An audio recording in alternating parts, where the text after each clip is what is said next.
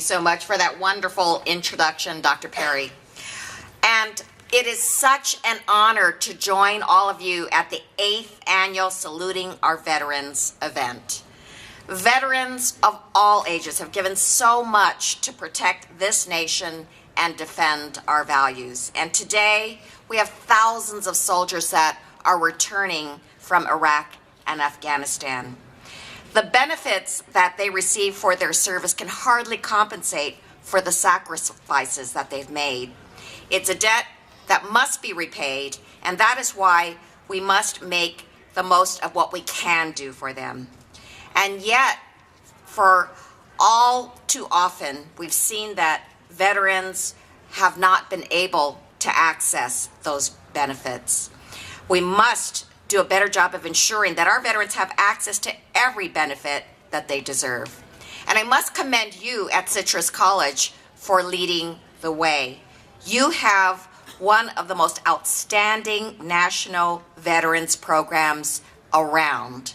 And in fact, when there was a White House summit on community colleges, guess whose veterans program was featured? Citrus College.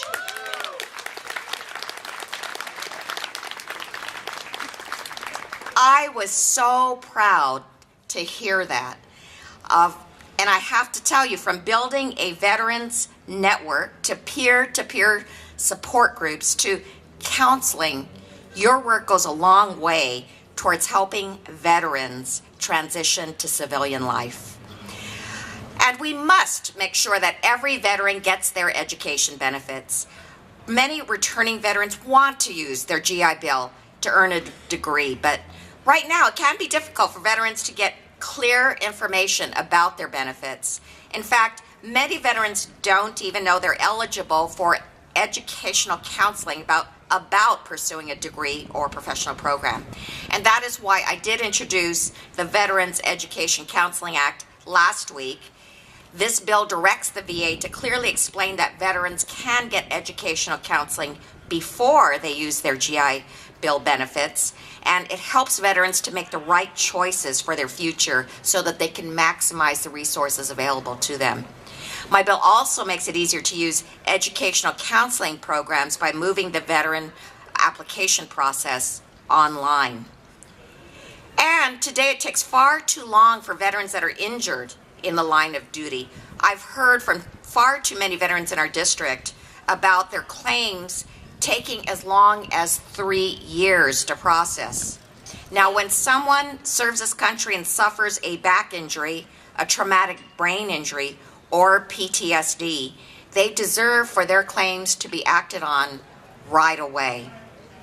Well, the VA has made this a top priority and has brought the million claim backlog down by 30% since March.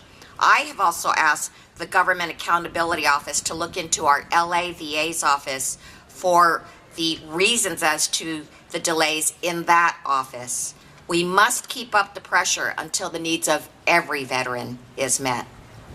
And finally, here in the San Gabriel Valley, we have to rely far too much on the services that are located way in Los Angeles. And unfortunately, that means that our veterans have to travel far in order to just get plain medical treatment. And that's why we have to do more. It is my goal to bring a veterans outpatient clinic to the San Gabriel Valley so that our veterans here in this district can receive quicker and easier access to the treatment they need. My office is working with the VA, and I'm pleased to say that the plans are moving forward. Well,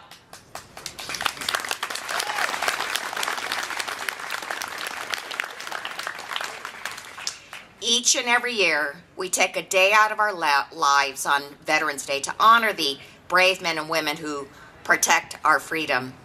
But let us never forget that they risked their lives so that we can enjoy that freedom every single day.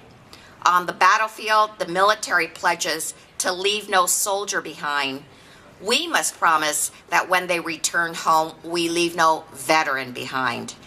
It's the least we can do for those who've done so much for us. So to all the veterans out there, Thank you so much.